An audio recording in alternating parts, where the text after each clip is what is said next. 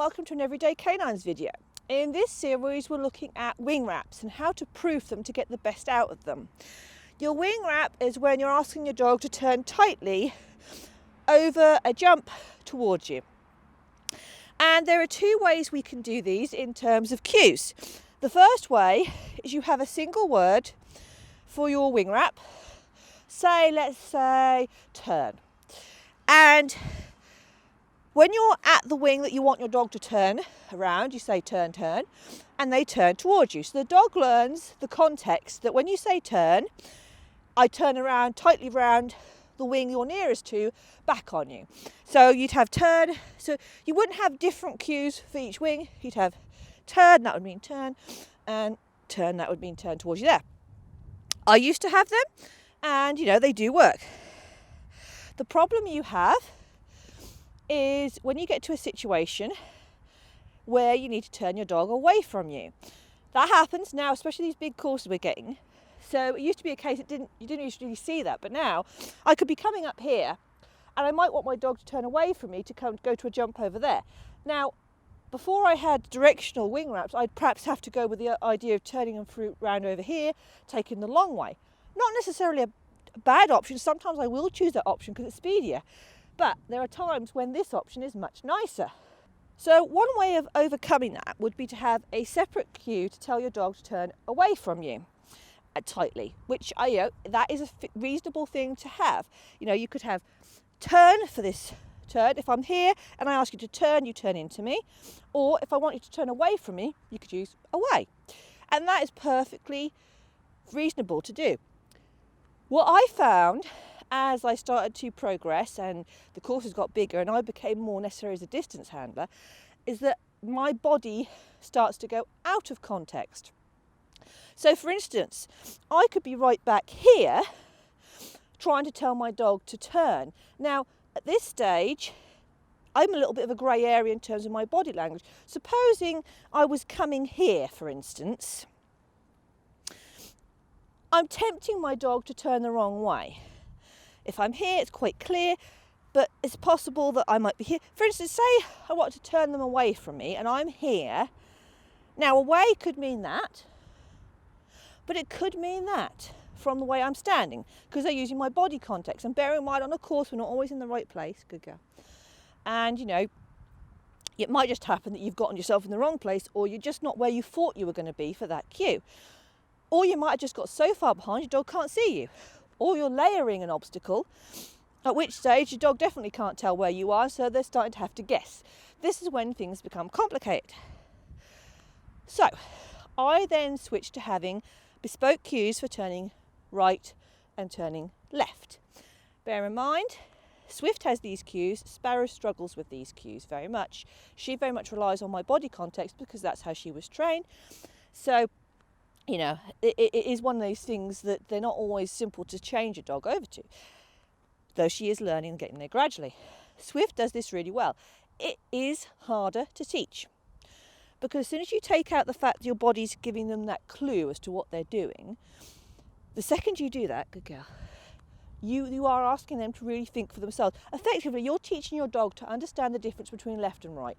Now, quite frankly, I have trouble understanding left and right. So, you're asking a dog to have that ability. I can come up to a jump. If someone's asked me to turn right, there's a fair chance I turn left because I struggle my left and rights. So this takes a lot of work. It takes a lot of consistency, and it's something you're going to have to repeat over and over to keep it fresh in their minds. But once you get it, then the goal is that no matter where you are, if you say your left turn cue, your dog turns left. If you say your right turn cue, your dog turns right. So when you begin teaching your directional cues, the first thing to bear in mind is they need to sound different, very different. I know people, they do like tick and tock or something whip. I used to have whip and rap. The trouble is they're very similar. They're both starting with a W, and the dog tends to listen to the first syllable more than the rest of the word. So you might say, oh, well, I tell them to turn left and turn right. That's clear, isn't it? But actually you're still saying turn. So, for the dog who doesn't understand English, who's relying on tones and, they're doing their best job to understand a foreign language, at speed on a course, that is a challenge. My cues are check, check for a right turn and loop, loop for a left turn. They're quite different. So check is a hard word. It's check, check. Loop is loop, loop is softer and it goes a different tone.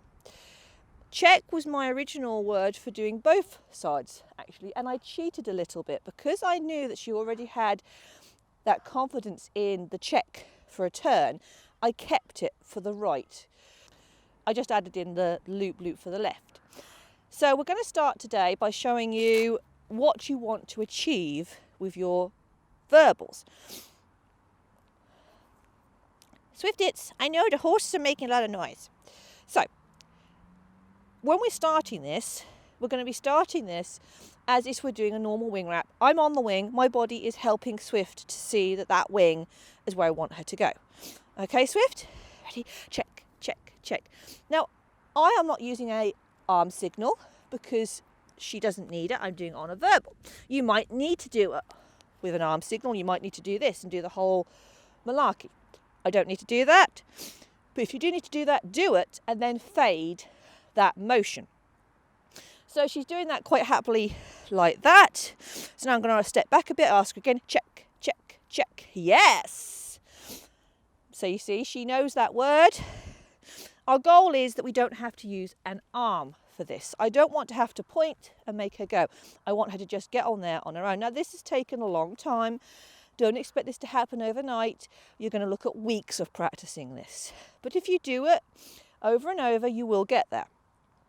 Once you're starting to get, your dog understands that when she says check, I turn. And I would advise when you're starting this, work on one direction in a session, work on the other direction in a different session initially. Ultimately, you're going to be getting them to do both in a session because they've got to learn the difference. But initially, to help them get that confidence, you need to teach them separately. So now I know she's doing that at a nice close distance, we're going to work it far away. Now, initially, I could go with her if she needs it, but I know with Swift, I can send her around this cone. Hopefully, she should pick that up by herself. Let's see. Ready? Rub, rub, rub, rub, rub, rub, rub. Check, check, check, check, check. Yes, good girl. That is what I want. I want her to pick up a right turn with me far behind and no arm signals. So that is your goal. You've got plenty of time over winter. I mean, this is our winter project we're working. You've got plenty of time over winter to start proofing these like crazy, these directionals. Okay, now we're going to go with the other side. Now, bear in mind, we've just done a load of checks. So she might decide she's going to go to the right. I've got my very different cue. When you're first starting this and you're introducing a new cue to your existing wing wrap, you might need to say your existing wing wrap. I don't have that. But supposing I wanted to add another word to it, I could perhaps call out, I don't know, what would I call it? I don't know, but sausages, just sausages. So suppose I wanted to call this sausages for some random reason. If I was doing that, I would use my original cue, loop, loop, loop, and as she was going out, I'd say sausages. So I'd go, ready? Loop, loop, sausages. You see her face? She's like, what? And that's what you're going to get. They go, what? But the idea is you gradually introduce that new cue. And as you introduce it, gradually, sorry Swift, did you drop that?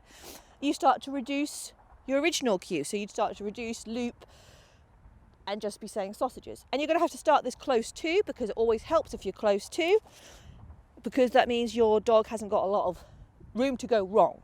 You don't start this at a distance, because if you've got to start at a distance, there's loads of room for your dog to think here and go, I don't know what I'm doing.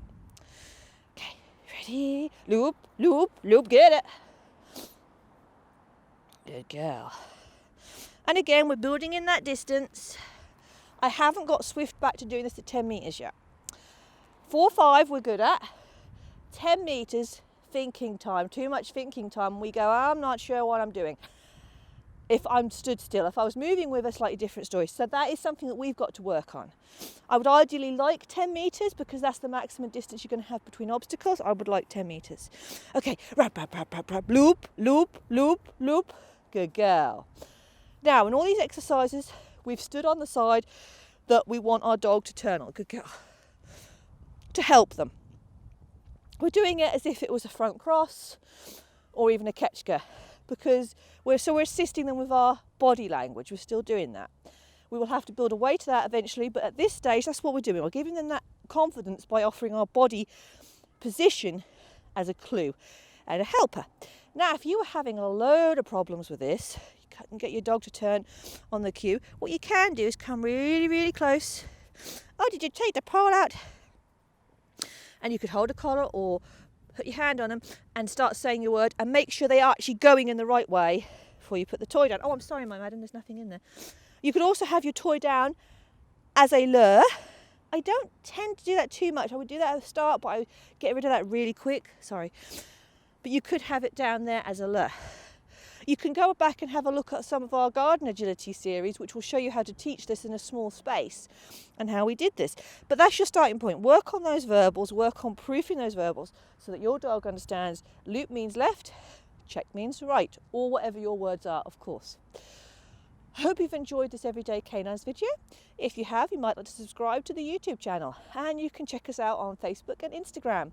I hope to see you all again very, very soon.